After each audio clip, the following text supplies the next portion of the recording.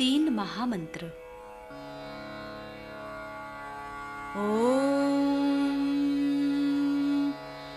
त्वमेव साक्षात् श्री महालक्ष्मी महासरस्वती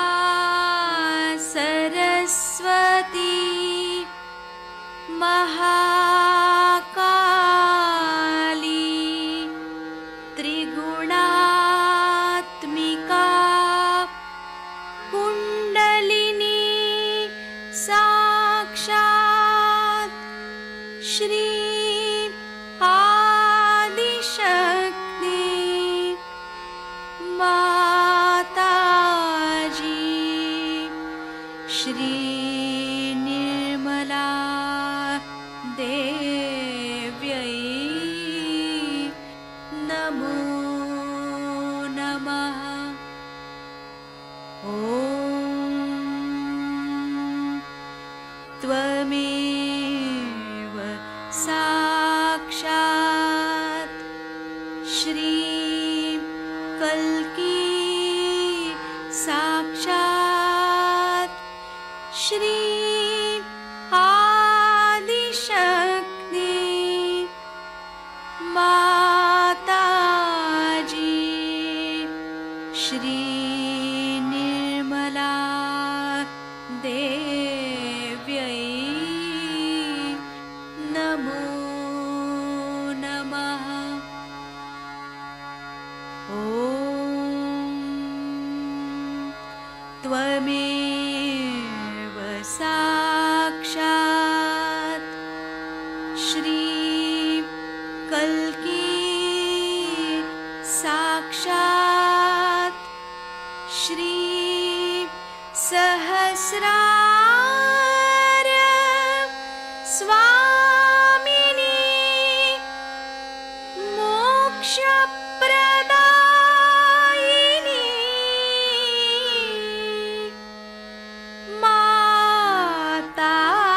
माताजी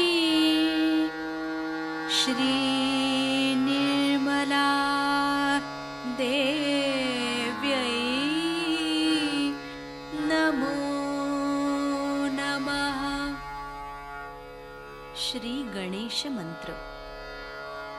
ओम त्वमेव साक्षात् श्री गणेश साक्षात् श्री आदिशक्ति माताजी श्री निर्मला देव्यै नमो नमः।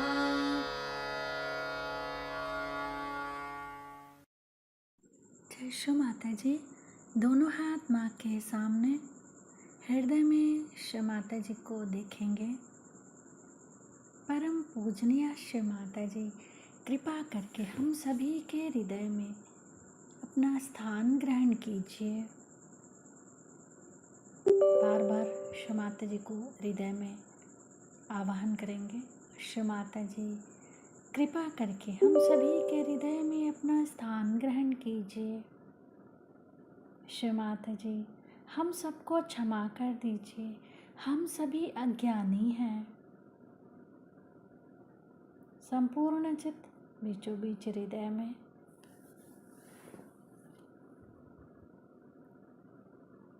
क्षमा रूपेण संस्थिता या देवी सर्वभूतेषु क्षमा रूपेण संस्थिता नमस्तस्यै नमस्तस्यै नमस्तस्यै नमो नमः।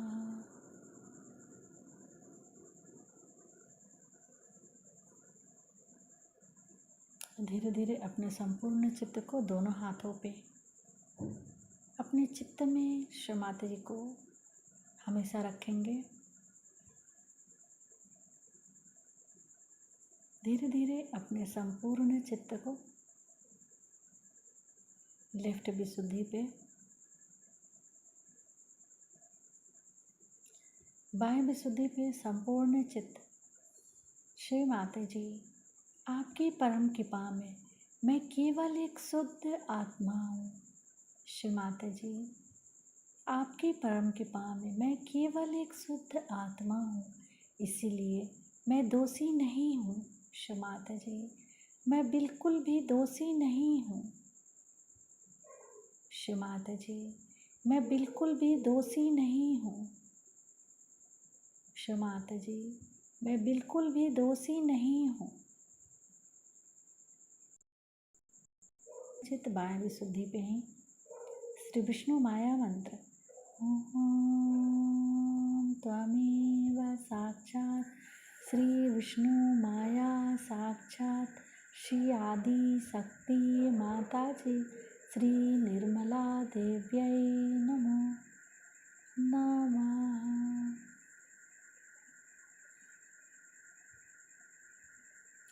बाएं विशुद्धि पर अपने चित्त को क्लॉकवाइज घुमाएंगे।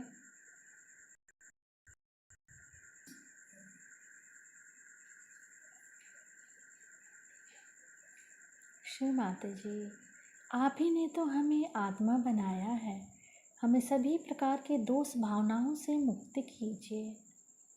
श्री माता जी, कृपा करके हमें सभी प्रकार के दोष भावनाओं से मुक्त कीजिए।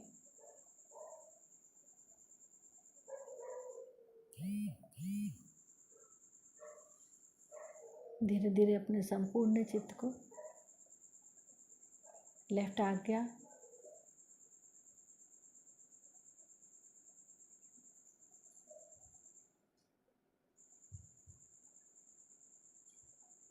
फिर सहस्त्रार।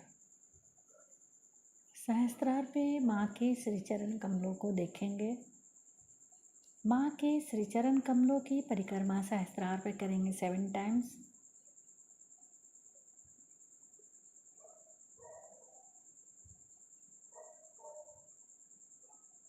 श्री माता जी, कृपा करके हमें निर्विचार कर दीजिए।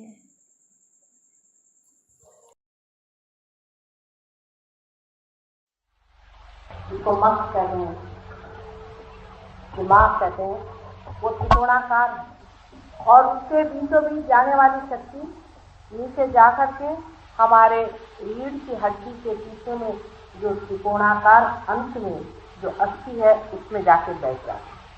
इसी को हम कुंडलिनी कहते हैं, क्योंकि वो 3.5 वर्तुलों में रहती है, कॉइल्स में रहती है, कुंडों में रहती है। और जो 2 शक्तियां बाजू में मैंने दिखाई हुई हैं, ये भी उसी त्रिकोणाकार लोलक जैसे, प्रिज्म जैसे ब्रेन में से घुस करके और आपस में क्रॉस करके नीचे जाती। इस तरह से अपने अंदर 3 शक्तियां मैंने यहाँ दिखाई हुई हैं, जो एक बीचों बीच से जाकर नीचे बैठ जाती है और जो 2 बाजू में जाती है। उसके अलावा जो लोलक की दूसरी साइड है या दिमाग की दूसरी साइड है, उसमें से भी जो शक्तियां जाती हैं वो दिखा नहीं रही हूँ, जिसे कि हम सेंट्रल नर्वस सिस्टम कहते हैं। वो संस्था वो है। ये जो यहाँ मैंने 3 संस्थाएं दिखाई हैं, इसकी जो बीचों बीच संस्था है इसे हम कुंडलिनी कहते हैं। इसके अलावा जो 2 संस्थाएं हैं वो किस तरह से क्रॉस कर जाती हैं आप देख रहे हैं, और क्रॉस करने के नाते उसमें 2 तरह के प्रवाह होते हैं, एक बाहर की ओर और एक अंदर की ओर। जो अंदर की ओर प्रवाह जाता है उसी से हमारे अंदर पेट्रोल भरा जाता है, और जो बाहर की ओर प्रवाह जाता है उसी से हम बाहर जा करके किसी भी चीज को चिपक जाते हैं। इन्वॉल्वमेंट, जानवर को किसी से इन्वॉल्वमेंट है, मनुष्य ये मेरा बेटा, ये मेरा भाई, ये मेरा घर, ये मेरा देश, मेरा मैं, ये सब इसी कारण आता है क्योंकि ये जो प्रवाह हमारे अंदर में बाहर की ओर जाने की हमारे अंदर शक्ति है, वही खींच ले जाता है हमारी भरने वाली।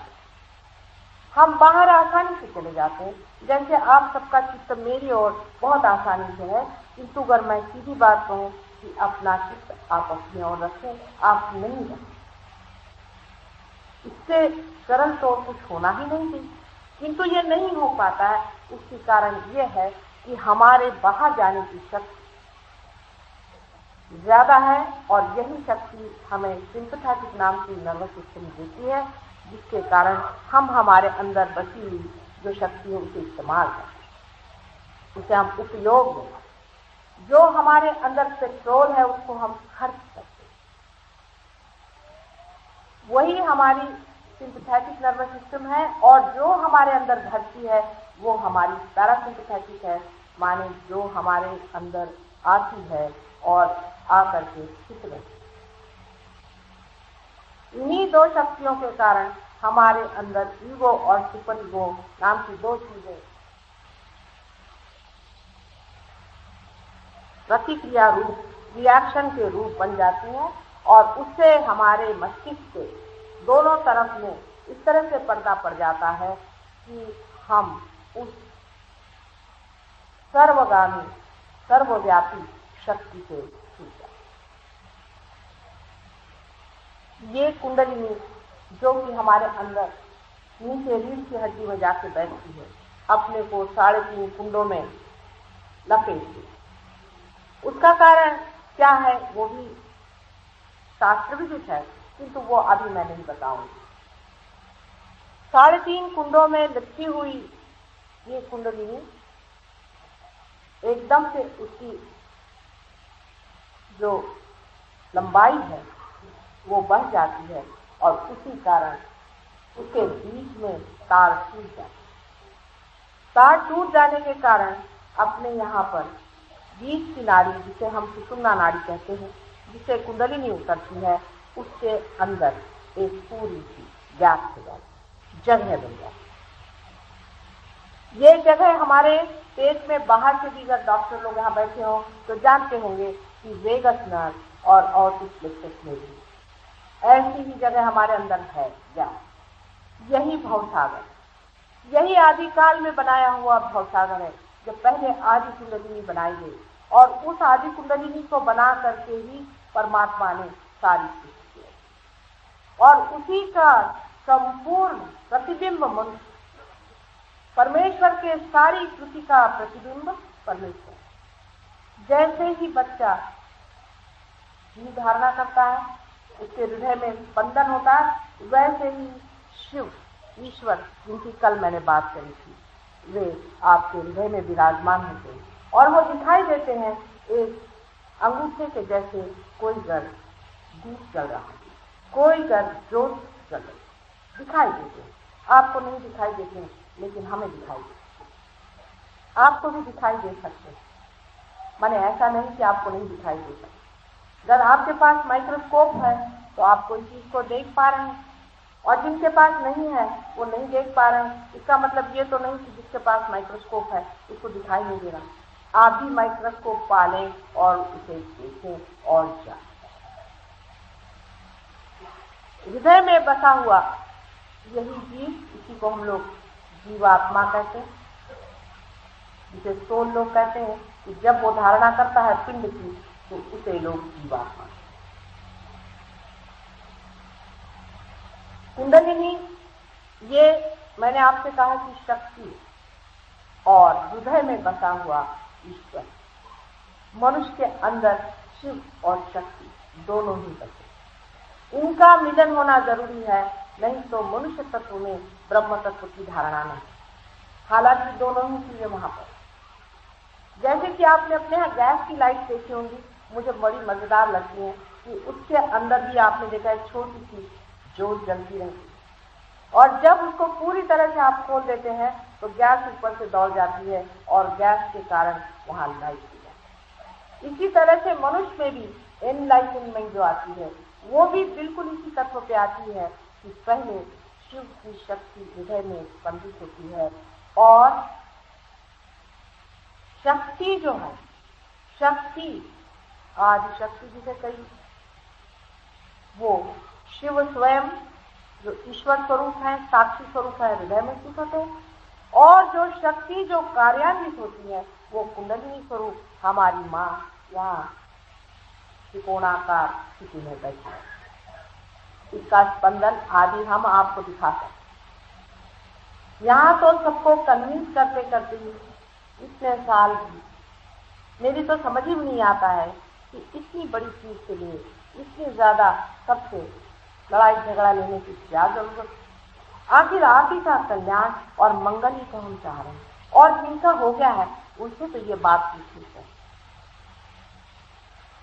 किंतु इसके लिए भी इतना लोगों के समझा करके आदमी पगला जाए।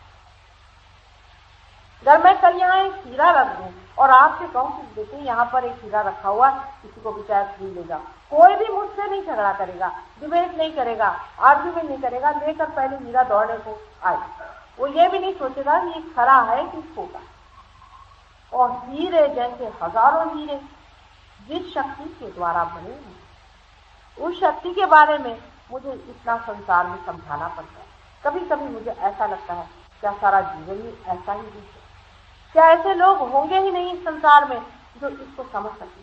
क्योंकि ये तो आम मांस देने की बात मैं कर रही हूँ, बहुतों को देने की मैं बात कर रही हूँ, 2-4 लोगों को नहीं, अनेकों को होने वाली बात है और हो रही है।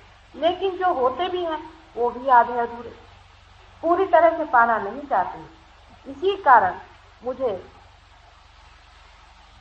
हालांकि नहीं कहना चाहिए कि आपको यश आया, लेकिन इतना यश नहीं आया जितना कि मैं कर पाऊं।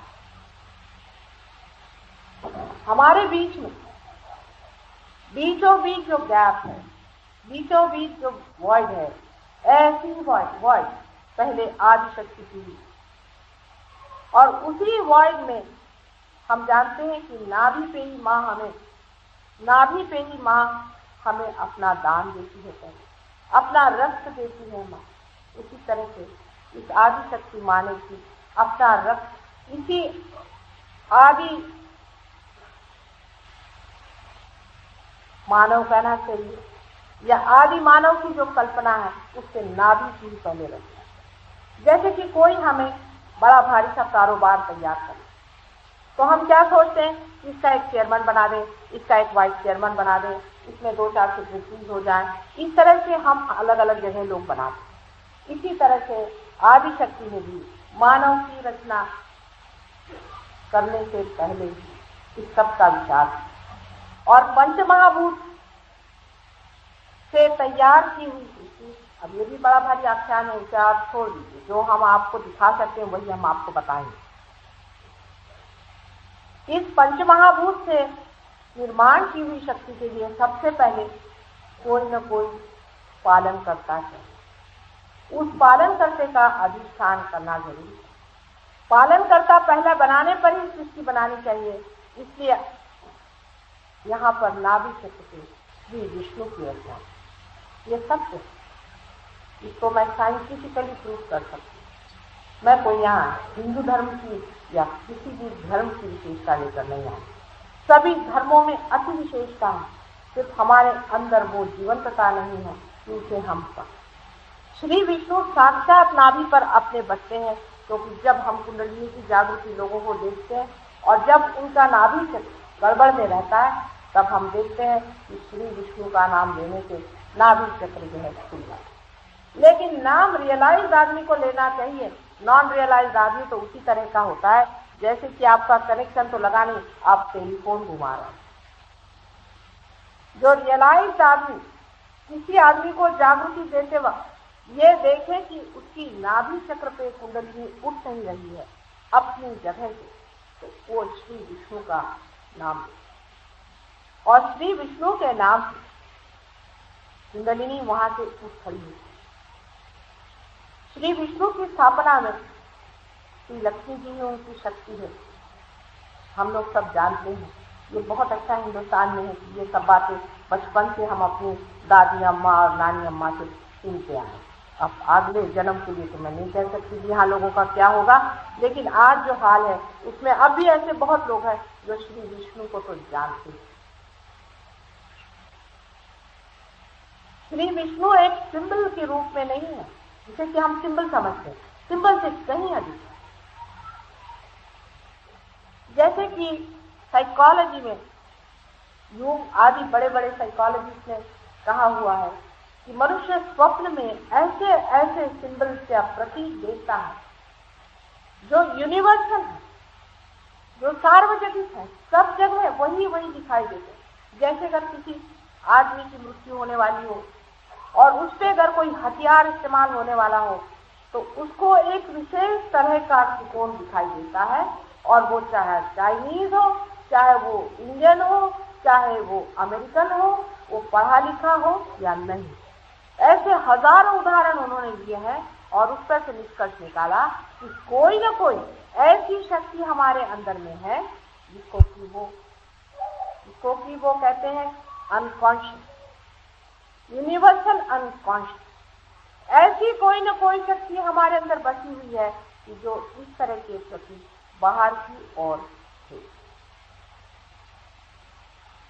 ये जो शक्ति है, ये जो शक्ति हमारे अंदर इस तरह के प्रति फेंक रही है, वही शक्ति है जो हमारे अंदर इस तरह के प्रति जब हम गहरे में उतरते, जब आध्यात्म की गहरी पैठ पे बैठते हैं, तब इन्हें हम लोग देखते हैं। श्री विष्णु का स्थान हमारे नाभि चक्र पे है, और नाभि में श्री विष्णु जिस सागर पे लहरा रहे हैं वो प्रेम का सागर। श्री विष्णु के नाभि से कहा जाता है कि ब्रह्मदेव की उत्पत्ति है। सही बात, नाभि से ही कार्य होने का है। इसलिए नाभि से ही माँ ने श्री ब्रह्मदेव जिन्होंने सारी सृष्टि की रचना की है उनको निर्मित। इसमें कोई किसी धर्म विशेष की बात नहीं। मैं आपको बताऊं कि सारे ही धर्म हमारे इसी कुंडलिनी में बसे हैं, और हम बाहर का इंटीग्रेशन करना चाहिए, सब धर्मों को एक लाना चाहिए, ऐसी बेकार की बातें क्यों कर। हमारे अंदर ही हम इंटीग्रेटेड हैं, हमारे अंदर ही हम सब्लिमेटेड हैं। हम जरा अंदर झांकना तो देखें। जब सृष्टि की पहली रचना हुई, सबसे पहले परमात्मा ने श्री गणेश की भी रचना। सबसे पहले उसका कारण गौरी जी ने, परमात्मा कहने से भी आदिशक्ति ने, सिर्फ उसके कोई बाप नहीं है, सिर्फ एक मां ही।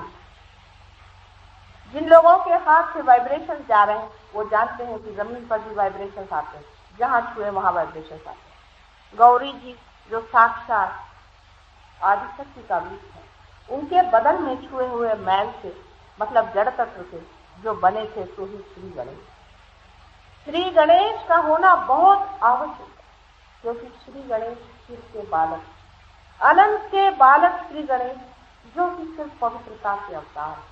पवित्र ही उनका धर्म है, पवित्र ही उनका कर्म है, और वो पवित्र में ही जीते। ऐसे श्री गणेश की रचना सबसे प्रथम उन्होंने, सबसे नीचे जो मैंने दिखाया है मूलाधार चक्र पे, उनको माता ने, गौरी ने स्थापन किया, क्योंकि सारी सृष्टि व्यर्थ हो जाए जब पवित्रता संसार से छूट जाए। आज पवित्रता के पीछे लोग हाथ धोकर पड़े हैं। आपको पता नहीं कि मॉडर्न कह करके और बड़े विचारवंत कह करके, इंटेलेक्चुअल्स कह करके भी पवित्रता को जो लोग हाथ डालते हैं, वो जानते नहीं है कि सारे मानव जाति का आधार पवित्रता। ये बात शायद बहुत लोगों को पसंद ना, उसकी मैं माफी चाहती हूँ, लेकिन जो सही बात वो यही है कि पवित्रता के सिवाय सारा संसार गिर जाता। इसलिए पहले श्री गणेश की, श्री गणेश की रचना हमारे स्वादिष्ठान चक्र पे क्यों नहीं करी और हमारे नीचे मूलाधार चक्र पे क्यों करी, इसकी भी एक विशेष बात। श्री गौरी जी के एक ही चक्र लेकर वो आई थी, पहले ही चक्र पे, मूलभूत चक्र पे। ऐसा कहा जाता है कि गौरी जी नहा रही थी और उन्होंने अपने मोरी के दरवाजे पर ही उनको दिखा दिया। बड़ा सिंबॉलिक है। वो जब नहा रही थी तब उनकी पवित्रता की रक्षा करने के लिए वो माँ अपनी पवित्रता की रक्षा करने के लिए छोटे से बालक को दिखा देती है। इसका अर्थ यही है कि जब भी हम धर्म में उतरना चाहते हैं, जब भी हम परमात्मा से एकाकार होना चाहते हैं, तब उस शक्ति के बारे में जो हमारी माँ कुंडलिनी स्वरूप यहाँ बैठी हुई है, उसके प्रति एक छोटे बालक जैसा अबोध स्वभाव होना चाहिए। बहुत से लोग सेक्स पर आज खड़े होकर के बातें कर रहे हैं कि सेक्स को सब्लिमेट करिए और उससे कुंडलिनी जागेगी। साफ साफ समझ लीजिए इस बात से कि सेक्स अपनी माँ पर लाद जैसी घृणित बात करने से आप लोगों को तो उसी से चिढ़ हो जाए। कुंडलिनी आपकी माँ पहले ही यहाँ बैठी हुई है, पहले ही आप सब्लिमेटेड है। आपकी जो माँ इतनी पवित्र, आपके साथ जन्म जन्मांतर से आपका साथ देती हुई और आपको संभालते हुए आज तक यहाँ आई है। और अभी जब मैं उसको जागृति देने का प्रयत्न करती हूँ तो आप ही की तरफ से कहती है मुझसे, नहीं पहले मेरे बेटे को तू ठीक कर, मेरे बेटे का ये चक्र ठीक नहीं है, उसे तू ठीक कर। इसी कारण मुझे आपकी तंदुरुस्ती भी ठीक करनी पड़ती है। आपका अगर दिमाग खराब हो तो आपका दिमाग भी ठंडा करना पड़ता है, तभी कुंडलिनी उससे खड़ी है। ऐसी माँ जो सिर्फ आपको देना ही चाहती है, जो आपके पुनर्जन्म के लिए आप ही के साथ बसी हुई है, उसके साथ ऐसा अन्याय करना इंटेलेक्चुअलिज्म के नाम पर मेरे ख्याल से इससे बढ़ के और बहुत अन्याय। मैं तो कहती हूँ कि क्राइस्ट को भी लोगों ने क्रूसिफाई कर दिया, उसका शरीर नष्ट कर दिया, तो इसकी बात। लेकिन जो अपनी माँ की इस तरह से अवगति करते हैं और अपमान करते हैं, वो अपनी कुंडलिनी को खो देते। इतना ही नहीं, लेकिन जन्म जन्मांतर तक ये माँ सुप्ता अवस्था में पड़ी रहती। ऐसा करने से सिर्फ उसका क्रोध उठता है और वो ये जो दो बाजू में नाड़ियां दिखाई हैं, ईड़ा और पिंगला, इन दोनों नाड़ियों पे नाचता। उसकी गर्मी के कारण मनुष्य नाचता है, कूदता है, चिल्लाता है, चीखता है। इतना ही नहीं, उसके बदन पे फुंसी आ जाती है। और इसीलिए लोग कहते हैं कि कुंडलिनी को हाथ लगा। ये वही लोग कहते हैं जो स्वयं उस प्रेम को नहीं जानते, जो माँ का पवित्र प्रेम। वही लोग कहते हैं जो स्वयं उस अबोध बच्चे के स्वभाव को नहीं पहचान सकते, जो उन्हें होना है। इस तरह की बातें वही लोग समझाते हैं जो स्वयं कुछ न कुछ गलत रास्ते कर रहे हैं और दुनिया को भरमाना चाहिए।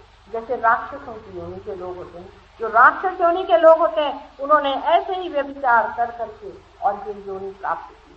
और वही आपको ऐसी व्यभिचार की बातें सिखाते हैं कि अपने माँ पर सेक्स ला दिए। सेक्स को आप समझिए, सेक्स तो आपके शरीर की जैसे कि घर में मोरी होती है, उस तरह से आउटलेट है, मोरी है। उस मोरी के पास ही, मतलब मोरी के रास्ते पर ही उन्होंने श्री गणेश को दिखाया कि कहीं उधर से कोई इधर आ न जाए।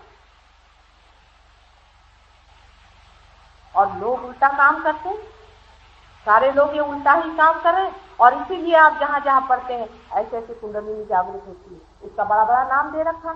अभी मेरे ध्यान में कितने ही लोग ऐसे आते हैं, मुझे कभी कभी बड़ा आश्चर्य होता है कि इनको ये कुंडलिनी जागृति किसने करा।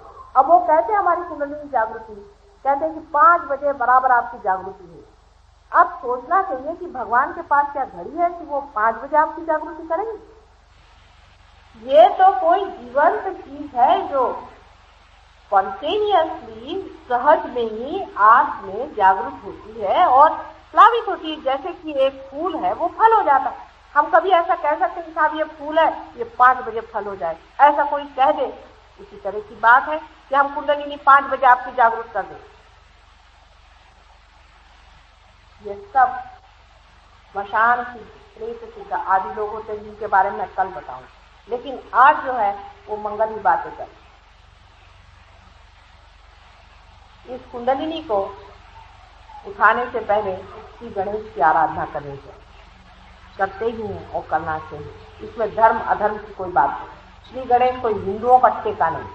हिंदू अपने को बहुत समझ रहे होंगे कि हम श्री गणेश के ठेकेदार हैं। अभी मैं वहाँ गई थी पूना में, तो वहाँ बहुत ब्राह्मणों ने मेरे विरोध किया और कहा कि इनको हम यहाँ भाषण नहीं देने देंगे, ब्राह्मण। तो मैंने कहा आप में से जो ब्राह्मण है मेरे सामने, मैं देखना चाहती हूँ कौन ब्राह्मण। सब आके यूं यूं यूं थर थर कांपने लगे। मैंने कहा क्या ये क्या हो? कहले आप शक्ति हैं क्यों ना? मैंने कहा अगर मैं शक्ति हूँ तो फिर मैं यहाँ भाषण दे सकती हूँ कि नहीं दे सकती? कहने लगे कि नहीं, हमें तो ये विश्वास नहीं था, पर हम बैठे। उसके बाद जब वो बाहर हो गए तो अब हंस हंस के बताते हैं कि कितने हम बेवकूफ। ब्राह्मण है कौन? जब तक आप दूसरे नहीं हो जाते, जब तक आप दूसरे नहीं हो जाते, जब तक आपका कुछ बर्थ नहीं होता, तब तक आप ब्राह्मण। ऐसे तेहरान में हम गए थे तो वहाँ भी मुल्लो और लोग आए और कहने ये काफिर है और इनको हम हर जगह बेकार नजर आते हैं सारे धर्म वालों। इनको इनकी बात से बच जाओ, ये तो नमाज पढ़ा रहे हैं सबको। हमने कहा हम नमाज ही पढ़ा रहे, समझिए। कल हम मुसलमान, मैंने कहा मुसलमान का मतलब, मुसलमान का मतलब है जो फिर से पैदा हुआ। आप हुए? कल हाँ हुए। हमने कहा बैठी तरह हमारे सामने नमाज पढ़, नमाज तो पढ़ा गया, उनकी हालत ऐसे ऐसे होने लगी।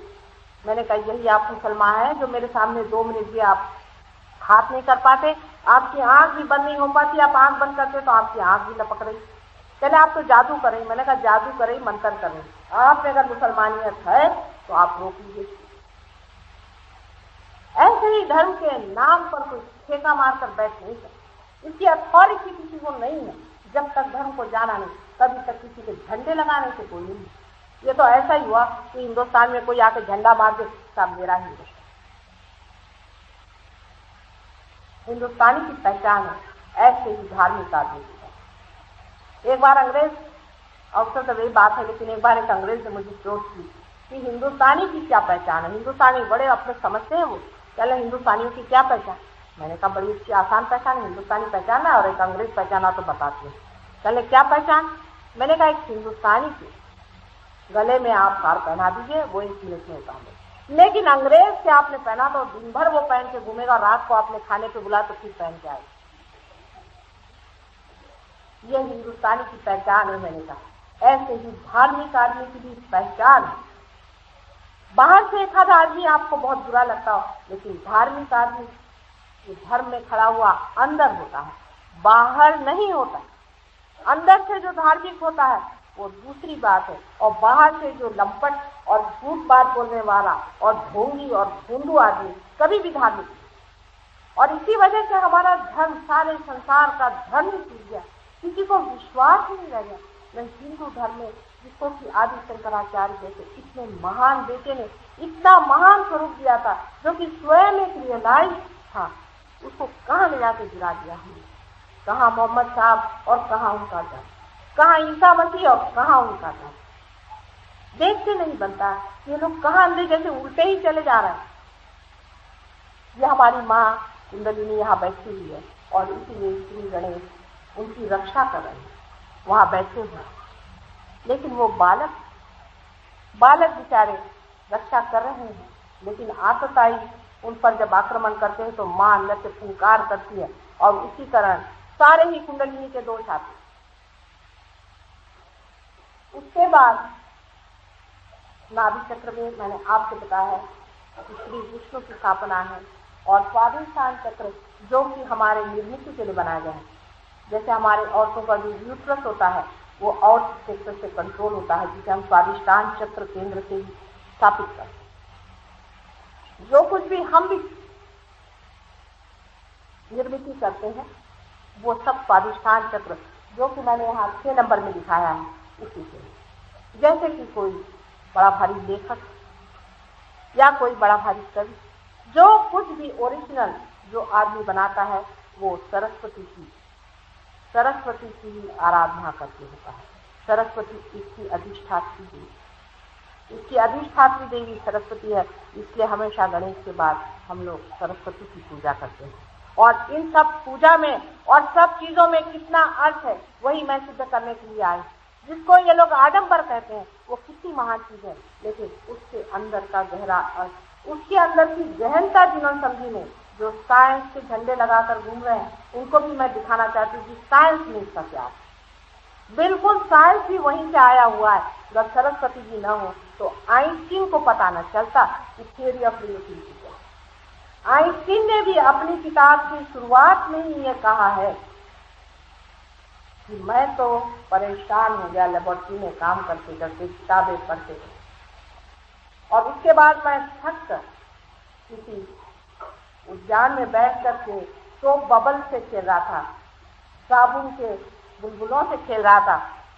तो उसमें उन्होंने कहा हुआ है कि then from somewhere unknown the theory of relativity dawned upon me from somewhere unknown।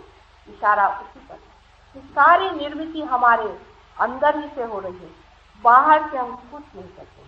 जो कुछ बाहर है वो जाना ही है। उसके बाद मैंने कहा है आपको कि 5वां जो चक्र है नाभि चक्र, उसमें श्री विष्णु की स्थापना है। श्री विष्णु की स्थापना है, श्री विष्णु पालन करता है। उनकी पत्नी श्री लक्ष्मी की, जैसे सरस्वती जी भी बनाएंगे, बड़े सोच के बनाएंगे। सरस्वती जी को हम सोचते हैं कि जैसे और सरस्वती जी हैं वैसे नहीं, ये बात है, बड़ा सोच के बनाए। इसका सोच विचार बड़ा गहरा है। जो दृष्टा है उन्होंने नहीं बनाया है, परमात्मा ने उनको बनाया है, इसलिए उसका सोच विचार बड़ा है। आपके लिए थोड़ा सा उसका विचार मैं दूं कि आप सरस्वती जी की मूर्ति अपने सामने, वो श्वेत वस्त्रा है। श्वेत वस्त्रा का मतलब ये है कि एब्स्ट्रैक्ट। जैसे बहुत से लोग मुझसे कहते हैं कि माँ आप सफेद क्यों पहनती हैं? मैं विवाहिता हूँ और मैं वैसे हमेशा सफेद तो पहनती नहीं, लेकिन ध्यान से समय जरूर सफेद पहनती हूँ, जिससे मनुष्य का चित्त जो है वो मेरे रंगों में न उलझे। इसलिए सरस्वती को श्वेत वस्त्रा बनाया है और उसके हाथ में जो वीणा दी हुई है, ये बड़ी द्योतक वीणा, ये अपने यहाँ का आदि गीत यंत्र है, वाद्य यंत्र है। और इसका अर्थ यह है कि जो आदमी पढ़ा लिखा हो वो संगीतकार है, उसको संगीत उतना ही मालूम होना चाहिए जितना एक सरस्वती के पुजारी को मालूम है। आपने देखा होगा बहुत से पढ़े लिखे लोग जो होते हैं इसमें बेस्वाद होते हैं। उनसे आप 5 मिनट बाद फिर आपका सर दर्द हो जाए, बाबा किससे मिले, उनके अंदर जरा भी स्वाद, मिठास जरा सी, आप बात करने लग जाए तो बोर हो जाए। आप कहें बाबे बाप किससे मिले, ये तो अपना सारा पांडित्य हमारे ऊपर डालेंगे। ऐसे पढ़े लिखे लोगों से लोग भागते। ऐसा आदमी कभी भी सरस्वती का पुजारी नहीं हो सकता। पढ़ा लिखा होना और सरस्वती का पुजारी होना बहुत ही महद अंतर। एक पढ़े लिखे आदमी में संगीत और हर एक कला का ज्ञान होना जरूरी है। सिर्फ एक ही चीज का स्पेशलाइजेशन कर लेने से आप विद्वान भी नहीं हो सकते। फिर रहा कहाँ आप सरस्वती के पुजारी हैं। जो आदमी एक चीज को जानता है उसको सब कुछ जानना जरूरी होता है। ये सरस्वती की पहचान। अब जैसे मुझे आप कहिए तो मुझे एक चीज समझ में नहीं आती, वो है इकोनॉमिक्स और ह्यूमन लॉ। 2 चीज मेरे बिल्कुल समझ से परे हैं। शायद हो सकता है कि ये सब कुछ बहुत ही आर्टिफिशियल है, शायद इसी वजह से मैं नहीं समझ पाती। पर कला में मनुष्य को गति मिलनी चाहिए जब वो अपने स्वाधिष्ठान चक्र में पूरी होता है। उसके बाद नाभि चक्र में श्री लक्ष्मी जी का था। श्री लक्ष्मी जी का भी देखिए बड़ा सुंदर सा स्वरूप बनाया है। उनके 2 हाथ में कमल है, एक हाथ ऐसा है और एक हाथ ऐसा। अभी जो वाइब्रेशंस ले रहे हैं वो समझ सकते हैं इसका अर्थ क्या है। और 2 हाथ में कमल होने का मतलब ऐसा है कि जो आदमी रईस हो उसमें स्त्री और शोभा, एक शान होनी चाहिए, शोभा होनी। कंजूस आदमी कभी भी रईस नहीं है। जो कंजूस है उसको रईस नहीं करना चाहिए। कंजूस ही है और पैसे वाला भी है। जिसके घर में शोभा है, जो कला का पुजारी है, जो कला का पढ़ाने वाला है, वही रईस है। और कमल से जो कोजीनेस है, उसकी जो आराम देता है, जैसे कि कोई भी भंवरा आ जाए उसे अपने पास में बुला ले, ऐसा जो हो वही आदमी कमलापति कहा जाए। लेकिन हमारे यहाँ तो हर एक आदमी सोचता मैं लक्ष्मीपति। लक्ष्मी का पति होने के लिए विष्णु जैसा पालन करता चाहिए, जो सारे संसार की ओर एक पिता की दृष्टि है और सारे संसार को अपना कुटुंब समझ करके उसके लिए रोता है। ऐसे पैसे वाले तो बहुत ही कम है, लेकिन अपने रिश्तेदारों को तक जो संभाल नहीं पाते, उनके तक सुख दुख को जो चिंता नहीं कर सकते, वो लक्ष्मीपति करेंगे।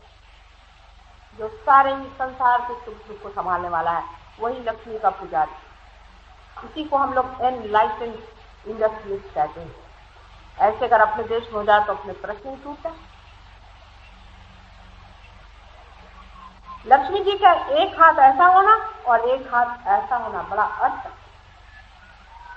इस हाथ का अर्थ होता है कि लक्ष्मीपति को दान जरूर करना, दान अव्याहत करना। अपने आप चलना चाहिए। दान करने में ये भावना नहीं होनी चाहिए कि हम दे रहे हैं। देने का कोई मतलब ही नहीं, बगैर दिए हमें वो चुभ रहा था इससे हम निकाले दे रहे हैं। और ये हाथ ऐसा होने का मतलब है कि हमारा आश्रय, हमारे आश्रित हैं। जब कोई आदमी आपके पास दौड़ के आता है और कहता है भाई बड़ा परेशान, किसी तरह से मेरी मदद करो, पहले ही हमारे 4 दरवाजे बंद हो जाएंगे, उसको भगाने के लिए 5 आपके दरबार खड़े रहेंगे। ऐसे आदमी को मैं लक्ष्मीपति नहीं। फिर लोग ये कहेंगे कि आप देने लग जाए तो उसका तो कोई अंत नहीं, मंगने वालों का तो कोई अंत नहीं, ऐसे भी दे। ऐसी बात नहीं। आपके दरवाजे जो आए उसको मोड़ना गलत बात। लेकिन आप शायद जानते नहीं हैं कि थोड़ा सा दिया हुआ कितना बड़ा हो जाता है, बहुत बड़ा हो जाता है। मैंने अपने छोटे से जीवन में, मेरे पति की कोई विशेष तनख्वाह नहीं है, मतलब ऐसे कोई बड़े रईस आदमी भी नहीं है, लेकिन मैंने देखा है कि जहां भी जिसको मदद हुई मैंने थोड़ा सा उनके लिए कर ही दिया, और वो 1000 गुना मेरे ऊपर बरसा है, मेरे फैमिली पे बरसा है, मेरे लोगों पर बरसा है और दुनिया पर। अपना देना कभी भी व्यर्थ नहीं है। एक उदाहरण की ये बात है, हम दिल्ली में रहते थे, तब एक शरणार्थी आई और मेरे पास आकर कहने लगी कि माँ, तो मेरे बच्चा होने वाला था और वो शब्द मुझे बड़ा प्यारा लगा। उन्होंने कहा माँ, हमारे पास कोई जगह नहीं, आपके पास इतना बड़ा घर है, हमें जगह दे दीजिए। मैं कहा हाँ आ जाओ रह जाओ। मेरे पति आए, वो घबरा गए, कहने लगे तू तो इतनी भोली हो, किसी को भी घर में रख लिया, कल अगर कोई आफत आ जाए। मैंने आ जाए तो आ जाओ, अगर अपना बच्चा अपने घर में आ जाए तो आफत आ सकती, उसमें कौन सी बात। वो कहने भाई तुम्हारी तो बात हमारे समझ में आती नहीं। मैंने कहा अच्छा चलो भाई, बाहर का कमरा खाली पड़ा उसमें रख दिया, कौन सी आफत आ जाए। अनजाने न जाने तुमने किसको दिया। उनका भी ठीक ठाक व्यवहारिक है, अब हम अव्यवहारिक हैं। व्यवहार हमें ज्यादा मालूम है तो आप समझ लीजिएगा। आगे वो स्त्री हमारे घर में रही, उसके साथ बेचारी के साथ एक मुसलमान, और वो हिंदू स्त्री थी, उसके पति भी। अब वो मुसलमान उनके मित्र थे तो उनको भी भगा लिया था, अपने घर में रखा था। मैंने कहा चलो दोनों यहीं रहो। फिर वहां पे दिल्ली में आफत है और सब लोग आ गए और कहने लगे कि घर में भी एक मुसलमान छिपा है, आपको मालूम है, नौकरों ने बताया। तो उन्होंने आकर मुझसे पूछा, मैं साफ झूठ बोल दी। मैंने कहा कि अगर आप मुझे विश्वास करते हैं, मेरा इतना पुंकू देख के पहले घबरा, तो यहाँ पर कोई मुसलमान है, आप चले गए। वो चले गए। उसके बाद वो मुसलमान साहब से बहुत बड़ी शायर है, आज हिंदुस्तान के एक वो बहुत बड़े शायर और आज जीवित है। वो मुझको बहुत मानते हैं, अपने काव्यों में भी उन्होंने बहुत वर्णन किया है इस प्यार का। लेकिन वास्तविक मैं तो उनको कुछ भी नहीं जानती थी। इतना बड़ा शायर, उसको अगर मैं पनाह नहीं देती तो आज खत्म। इतनी बड़ी कविताएं जो लिख रहे हैं वो सब खत्म। वो जो स्त्री थी मेरे साथ, वो आज हिंदुस्तान में बड़ी भारी सिनेमा एक्टर, बहुत बड़ी सिनेमा। और उसको एक बार, मैं कभी उसके बाद मिली नहीं, वो बार बार मुझे खोजती रही। फिर मैं चली गई इधर उधर, मेरे पति जाते रहे। उसके बाद एक बार मैं बम्बई में आई तो हमारे कुछ नवयुवकों ने सोचा कि हम एक सिनेमा बना। मुझसे कहने कि देवी जी से आप कहिए कि वो इसमें एक्ट करे। मैंने कहा मैं उसे नहीं कहूँ। कहा क्यों? मैंने कहा उससे एक बंधन है, उसे छोड़। जिस दिन जब मुहूर्त हुआ तो वो आई, मुझे देखते साथ वो रो पड़ी। कहले माँ तुमने मुझसे बताया? मैंने कहा इसीलिए नहीं बताया कि मैं जानती थी कि अगर मेरा सोचकर तुम एकदम इस पे फांस पड़ो। मैंने कहा था तुम्हारा सोच विचार है।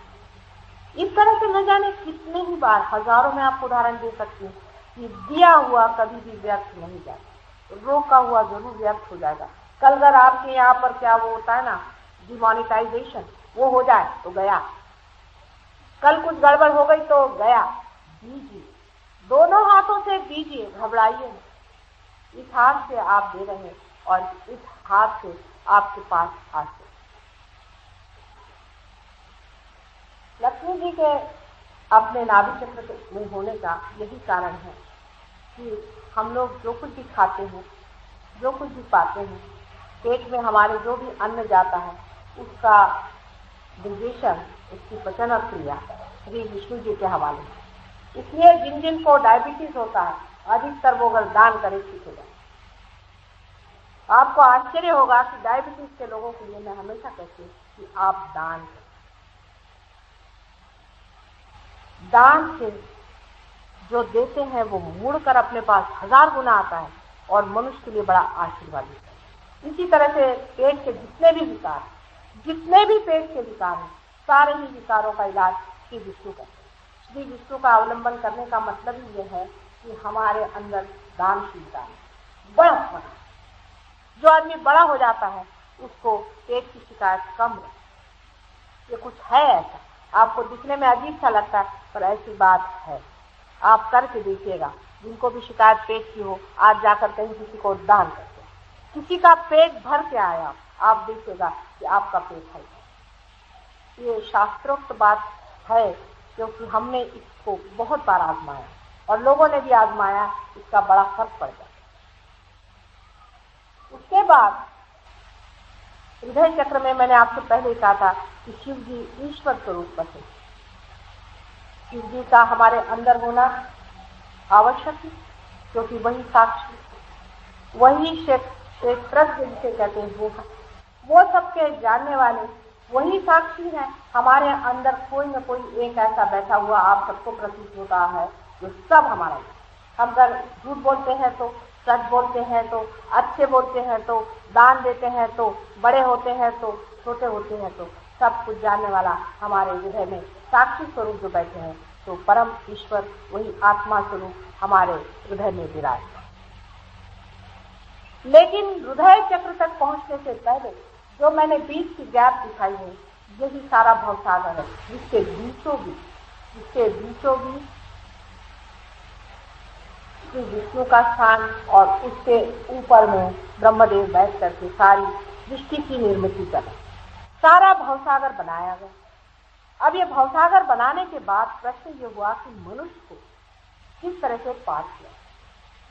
मनुष्य भी बन गया, अब इसको पार कैसे किया जाए, इस मनुष्य को पता कैसे हो, इसमें ब्रह्म तत्व कैसे आए, माने इसमें बैठे हुए शिव और शक्ति का मिलन कैसे हो, योग कैसे बने।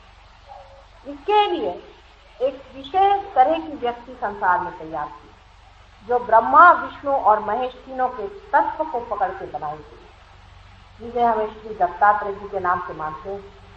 और श्री दत्तात्रेय जी कोई नहीं है, लेकिन आदि गुरु हैं और मेरे भी गुरु हैं। अनेक जन्मों ने उन्होंने मुझे सिखाया।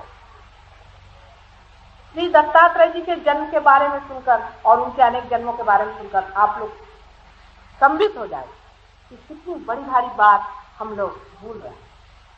श्री दत्तात्रेय जी के जन्म अनेक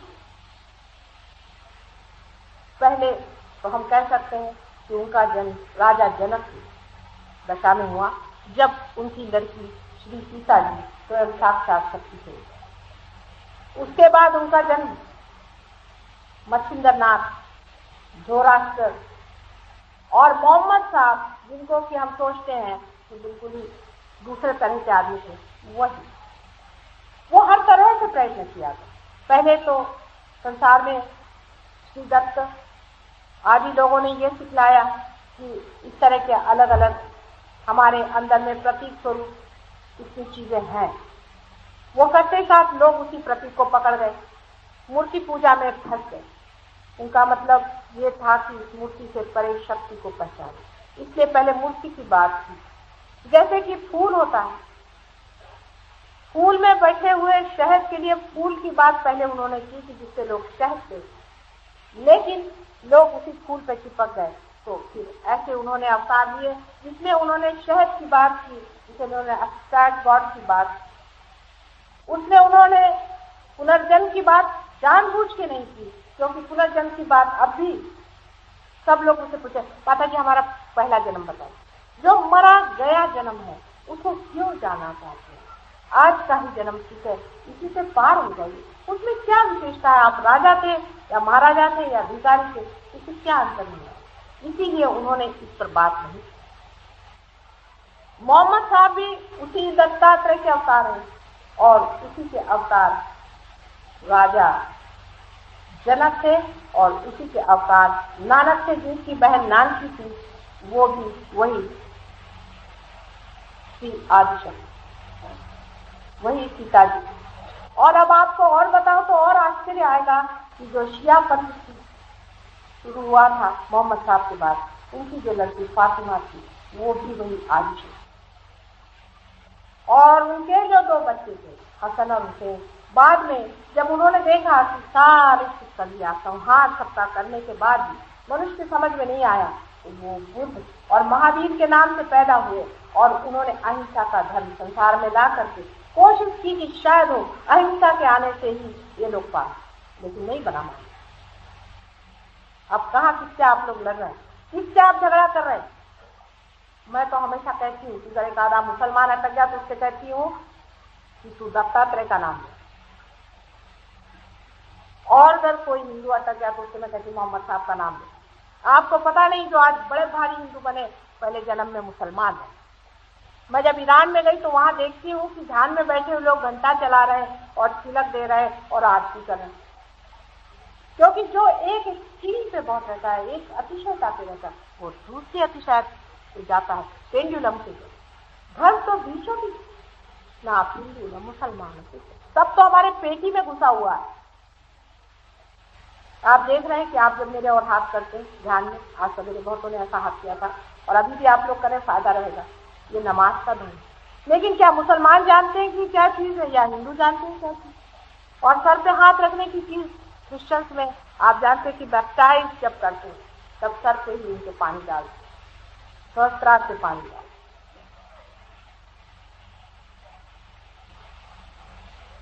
उसके बाद हमारे हृदय में बसे हुए श्री शिव जी को, उनको जानना बहुत कठिन बात है। वो अत्यंत भोले हैं, माने ये कि वो सिर्फ देने वाले, वो सिर्फ देखते रहते हैं, सुपरवाइजर, वो शक्ति का सारा खेल देखते रहते हैं।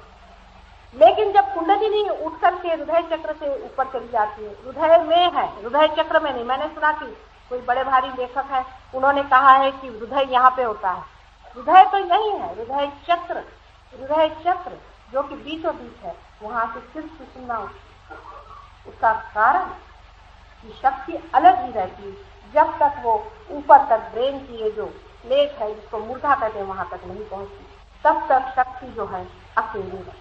वहां जाकर वो जब बरसने लगती है ये दोनों साइड से, तब हृदय में, हृदय की साइड में उसका शिव से मिलन होता है। और जब नीचे फिर नाभि पर वो मिलते हैं, तभी ब्रह्म तत्व तैयार होकर के ऊपर जाता है और ऊपर का ये आज्ञा चक्र जो कि जुड़ा हुआ है वो खुल जाता है। शिव जी के पत्नी के बारे में जो कुछ भी कहा गया है बिल्कुल सच। देवी महात्म्य आप पढ़े, उसमें का एक भी अक्षर गलत है। मार्कंडेय स्वामी भी बहुत बड़े दृष्टा थे, उनका भी एक भी अक्षर पूर्ण नहीं है, झूठ नहीं है, एक भी अक्षर बिगड़ा हुआ। मुझे तो कभी कभी आश्चर्य लगता है कि मनुष्य ने कहां तक से और कैसे देखा इस बारीकी से। आप तो कहते हैं कि सब माया है, और माया होते भी इतना माया को पहचाना, ये भी मनुष्य की कमाल। लेकिन मार्कंडेय स्वामी का नाम भी देश में किसे सुना? उन्होंने जो सप्तशती में श्री दुर्गा जी का वर्णन किया वो बिल्कुल सही बात है, क्योंकि भवसागर से लोग जब पार करा रहे थे तब उनको मदद करने के लिए शक्ति को अनेक रूप धारण करना पड़ा। और जब शक्ति अपने ही आप संसार में उतरती है तो अकेले ही उतरती, तब वो अनेक देवियों के रूपों में आकर के उन्होंने सारे राक्षस जो कि भक्तों को जो पार हो रहे थे, उनको सता रहे थे, उनको मारा, उनका संहार। लेकिन कोई फायदा नहीं, संहार किया, फिर से आकर के जिंदा हो गए, कलयुग में सारे फैले, वो फिर से आ गए हैं। लेकिन उस वक्त में भक्त को संभालना ही चाहिए। उस वक्त में पार करने की बात कहाँ, वहां तो सब ऐसी हालत थी कि शरीर तक मनुष्य का दुख है, शरीर की तक तो वहां कोई बात नहीं थी कि ये शरीर ही बच जाएगा, इसलिए उनका संहार किया गया।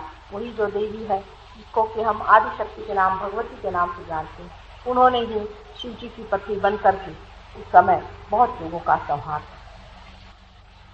उसके बाद आज्ञा चक्र, आज्ञा चक्र पे हम जब आते हैं तो आपको आश्चर्य होगा कि बहुत ही आधुनिक काल में आ गए। मोहम्मद साहब से पहले ही, थोड़े दिन पहले ही ईसा मसीह का जन्म। ईसा मसीह साक्षात प्रणव स्वरूप, साक्षात प्रणव है। आप सोच लें कि गणेश जी जो है वही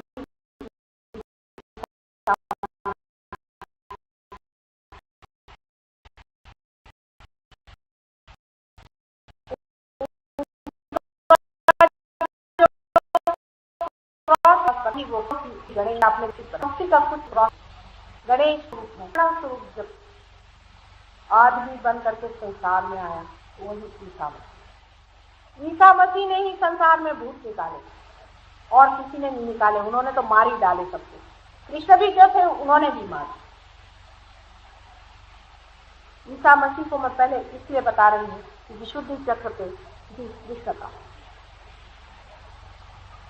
लेकिन ईसा मसीह की जो माँ थी वो स्वयं राधा थी, इसलिए उसके स्वरूप मैं पहले उनको बता रही हूँ। जो आज्ञा चक्र पे जहाँ दो दिखाया गया वहां श्री कृष्ण जो थे उनकी पत्नी राधा, रा माने एनर्जी चेतना और धा माने धारणा करने वाली राधा, ये विशुद्धि चक्र पे कार्य करती है। और यहाँ पर भी आप डॉक्टरों से पूछे तो 16 सब प्लेक्सस है हमारे सर्वाइकल प्लेक्सस में, उनके भी 16 कलाएं, वो संपूर्ण, लेकिन संपूर्ण होने पर भी कार्य उतना पूरा इसलिए नहीं हो पाया कि सारा जीवन इन दुष्टों से लड़ते लड़ते खत्म हो गया। इतने महादुष्ट उन दिनों में आते कि व्यर्थ हो गया उनका सारा। हालांकि सारा जो कुछ भी लीला का वर्णन है ये सहज योग, ये सहज योग है। आपको आश्चर्य होगा कि उनका मटकी का फोड़ना और पेट में सब लोगों को बंधवा लेना, राधा जी की मटकी का फोड़ना, इस सब में सहज, क्योंकि वो वाइब्रेटेड पानी जमुना से ले जा रही थी। उनके पांव जमुना जी में पड़े रहते थे, जमुना जी का पानी वाइब्रेट होता था, उसे उठा के ले जाती थी, तो वो चाहते थे कि पानी वहाँ गली में पड़ जाए, रास्तों में पड़ जाए, उसकी मटकी वो तोड़। क्या राधा जी इस बात को जानती नहीं? पूरी तरह से जानती। लेकिन उस वक्त इस तरह से अगर हॉल होते और लोगों से बात की जाती कि भाई तुम लोग ध्यान में जाओ, लोग कहते क्या हम असल में सहज योग घर गृहस्थी के ही आदमियों में हो सकता है, इन सन्यासियों में और इनमें नहीं होता। इसीलिए श्री कृष्ण ने सहज योग की प्रयोग के लिए साधारण गोपियां, साधारण तरह के रहने वाले लोगों को ही चुना। आप नहीं जानते हैं कि जो लोग सोचते हैं कि बड़े सन्यासी और तपस्वी और फलाने और ठिकाने हो सकते हैं, हो जाए, उनसे किसी का तारण नहीं हो सकता, किसी का सल्वेशन नहीं हो सकता।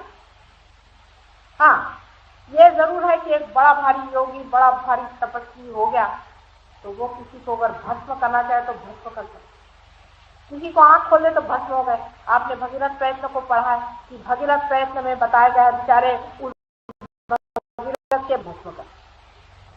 ये भी कोई बड़ी भारी चीज है कि जिसको देखो उसको आप भस्म किए दे रहे। ऐसे ही पातिव्रत्य आदि जो सावित्री की शक्तियां हैं, जो सावित्री की बात करते हैं, गायत्री की बात करते हैं, ध्यान रखते कि वो लोग अंदर से कभी भी शांत और तृप्त और प्रेममय नहीं हो सकते।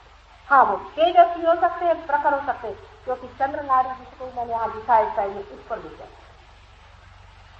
उस तेजस्विता को पाकर करना भी क्या है। आज इसको भस्म किया, कल फिर वो अपने को भस्म करेगा। जितने भी साधु और बड़े बड़े अपने को समझते हैं कि हमने इस तत्व को पा लिया, उस तत्व को पाला, वो यही जानते हैं कि प्रेम तत्व को उन्होंने पाया नहीं, बाकी सारे तत्वों को पाया। और ऐसे ही बड़ी बड़ी पतिव्रताएं, भगवान बचाए रखे उन लोगों से जिन्होंने कि सावित्री की शक्ति को अपने अंदर में समा लिया था। उन्होंने कौन सा बड़ा भारी तारण कार्य किया? मेरे कृष्ण को तक तो उन्होंने श्राप देकर के खत्म कर, जिन्होंने उसको तक नहीं पहचाना, ऐसी पतिव्रताएं किस काम? बहुत ही सेल्फिश है सावित्री। इसमें कोई ऐसी बात नहीं जो सारे समाज के लिए, सारे संसार के लिए करुणामय। विचार करें आप। इसलिए जो जो लोग पीड़ा नाड़ी पर काम करते हैं वो भी वही हैं, और जो पिंगला नाड़ी जो कि दूसरी नाड़ी बताई गई उस पर काम करते हैं वो भी वही। यानी जो बहुत एब्स्टिनेंस करते हैं, माने संन्यास लो, ये लो, वो लो, ये लोग भी वही हैं, और जो लोग ये कहते हैं नहीं ये भी खाओ वो भी खाओ, मद्य खाओ पियो, वो भी इधर वो भूत योनि लाते और इधर ये तेजस्वी योनि लाते। दोनों से देश का, आपके विश्व का कुछ भी संकट दूर नहीं हो सकता, न ही इसमें प्रेम स्थिति आ सकती है, न ही हमारे अंदर तारण करने वाला जरूरी था। इसीलिए वहां पर कृष्ण की स्थापना हुई, जो राधा जी का। आपको आश्चर्य होगा कि मेरी स्वयं राधा, वो भी कारण, वो भी एक बड़ा भारी कारण। सीता जी जो कि राम की पत्नी विवाहिता, उसके साथ समाज ने जो अन्याय किया, उसको घर से निकाल करके उससे दूषित और कलंकित करके जब किया, तब ये बड़े तेजस्वी लोग करके बैठे। इन लोगों ने तब क्यों नहीं कहा कि हमारी ये मां, इसे तुम घर से निकाल रहे हो, इसे अग्नि परीक्षा दी है। तब इनके मुंह क्यों बंद हो गए थे? इनकी तेजस्विता कहाँ गई थी और इनकी अकल कहाँ मारी गई थी? बड़े बड़े उस वक्त में एक से एक लोग थे, किसी ने कोई बात तक नहीं कही। उनके ही अकल देने के लिए राधा जी ने कृष्ण से लौकिक विवाह नहीं किया, तो भी सारा संसार कृष्ण का नाम राधा कृष्ण से ही जाता, लेकिन उसे विवाह का बंधन, लौकिक विवाह का भी बंधन बहुत मान्य था, और इसी कारण उसके बच्चा नहीं हुआ। किंतु उसके अगले जन्म में जब वो मेरी बन के आई, तब उसके लड़के ने 4 चांद लगाए उसे, जो कि स्त्री कुंवारी दशा में, कोई कठिन काम नहीं है कुंवारी दशा में बच्चा पैदा करना।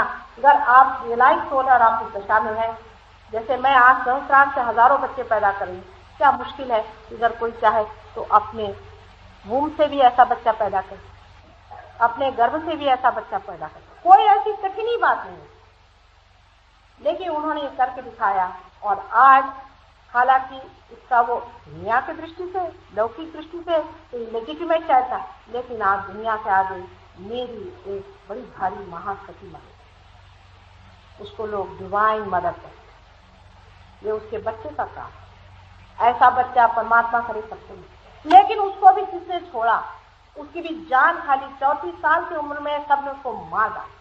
इसी समाज ने जो आज बड़े अपने को हिंदू मुसलमान और फलाने कहते हैं, उस वक्त वो किसी रूप में और ये जो बड़े समाज के ठेकेदार हैं, इन्हीं लोगों ने उनको मारा। कोई सब किसी की जू नहीं देंगे, किसी को ये नहीं लगा इतना बड़ा महान आत्मा इस संसार से विदा ले रहा है, इतनी छोटी सी उम्र में असहाय इस संसार से उन्हें जाना। आज हजारों उनके नाम पर इन लोगों ने धर्म वर्म बनाए, उसका क्या? धर्म तो कुछ बन ही नहीं पाए। कहाँ वो और कहाँ उनके बनाए हुए? उन्होंने एक ही चीज पर बहुत जोर दिया था कि हमारे अंदर जो विनाशी शक्तियां हैं, जो नेगेटिव फोर्सेस हैं, जिसको कि वो शैतान कहते थे, जिसको कि वो भूत कहते थे, स्पिरिट कहते थे, उनको वो निकालते थे। और आज सारा क्रिश्चियन किंगडम जो है वो स्पिरिट से ही काम करता है। शर्म की बात है कि जिस चीज को उसने हमेशा ही मना किया, वही चीज हम बार बार करें। जैसे मोहम्मद साहब ने हमेशा यही कहा कि बाबा कम से कम शराब मत पियो, तो मुसलमान जितना शराब पीते हैं उस पर कविता लिखते और संसार में कहीं आपको नहीं मिलेगा। मतलब मैं कहती हूँ कि मोहम्मद साहब की तरफ से मैं पूछती हूँ कि क्या यही मुसलमान धर्म है, और ईसा मसीह की तरफ से मैं पूछती हूँ क्या ईसाई धर्म यही, और आदि शंकराचार्य की तरफ से आप सबसे पूछते हैं क्या हिंदू धर्म यही? कि जो मिथ्या पे ही आप बैठे हैं और सारे जग को मिथ्या बताने वाले आदि शंकराचार्य को भी ठिकाने लगा रहे। इस आज्ञा चक्र पे उनका वास। हमारे यहाँ जो लोग आज्ञा चक्र तोड़ते हैं और आज्ञा चक्र पे जिनको, जो आदमी पागल होता है, जिनको साइकोसोमैटिक ट्रबल होते हैं, जिनको कि लोग कहते हैं कि उनको कुछ साइकोलॉजिकल ट्रबल है। हमारे एक साइकोलॉजिस्ट भी है, वो भी बहुत बड़े आदमी हैं, वो भी इस पर काम कर रहे हैं। वो भी ईसा मसीह का नाम लेने से ही भूत भाग, सबके भूत भगाने के लिए एक उनका नाम काफी है। लेकिन हम तो किसी का भी नाम कहीं पे भी रखते रहते, उसकी जगह तो जाननी चाहिए, उसकी वजह तो जाननी चाहिए, उसका एप्लीकेशन तो मालूम चाहिए। ये सभी कुछ मैं बताना चाहती हूँ, लेकिन आपके समझने पर भी है, आपके पाने पर भी बहुत कुछ नहीं है। आज्ञा चक्र के बाद सहस्त्रार है, 1000 हमारे अंदर 982 नाड़ियां हैं, ऐसे डॉक्टर कहते हैं, 1000 ये कहते हैं। मैंने भी इसे देखा है, यह ऐसा दिखाई देता है जैसे कोई कमल हो, बड़ा सा कमल हो, और जैसे कि बाइबल में इसको कहा स्टम्स ऑफ फ्लेम, माने ये कि किसी लपटों की कोई जैसे जीभें लगी हुई, जैसे कोई आग की लपट हो उसकी जीभें में, उस तरह की इतना बड़ा ऐसा, इससे भी थोड़ा बड़ा ऐसा कमल, बहुत सारी ऐसी लपटें सर में ऐसे ऐसे दिखाई दी, और उसके बराबर बीचों बीच अपने ये ब्रह्मरंध्र है जो सहस्त्रार है, जिसको छेदने की जाए।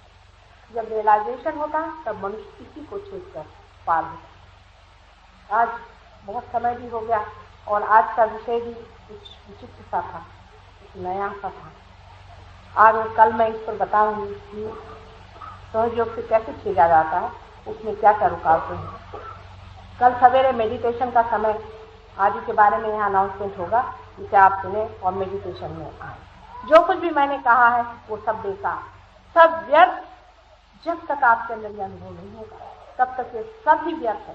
इसलिए अनुभव के बाद ही आप मेरी बात करें, लेकिन बगैर बताए हुए कोई इस रास्ते पर भी तो नहीं आता।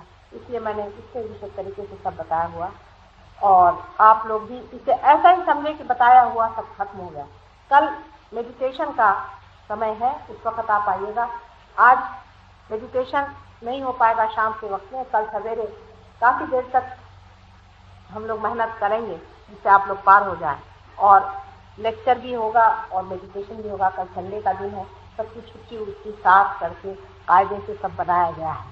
हालांकि परमात्मा के लिए थोड़ा सा समय हमको देना है, थोड़ा सा समय दे दीजिए, ज़्यादा मुझे नहीं चाहिए।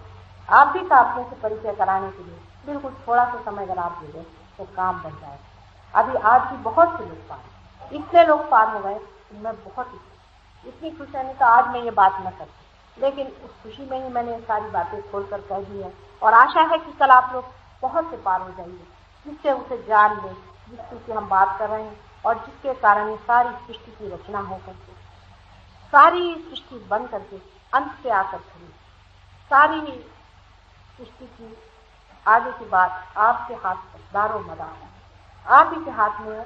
आपसे विनती है कि आप लोग जरूर कल आए, कल सबकी व्यवस्था होगी। आज असल में हमें इतनी उम्मीद नहीं थी कि इतने लोग मेडिटेशन में आए, इसलिए थोड़ी सी अव्यवस्था हो गई थी।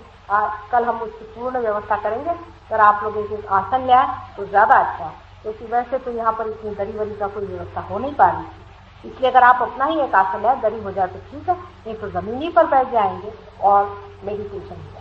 इसमें कुछ नहीं करना होगा, कुछ नहीं लाना होगा, नहीं कुछ देना होगा। वास्तविक आप मुझे कुछ भी नहीं देते, जैसी भी कुछ हालत है, इसमें आप मुझे कुछ नहीं दे सकते। अगर कुछ मुझसे ले सकें तो मैं बड़ा आपका धन्यवाद करूँ।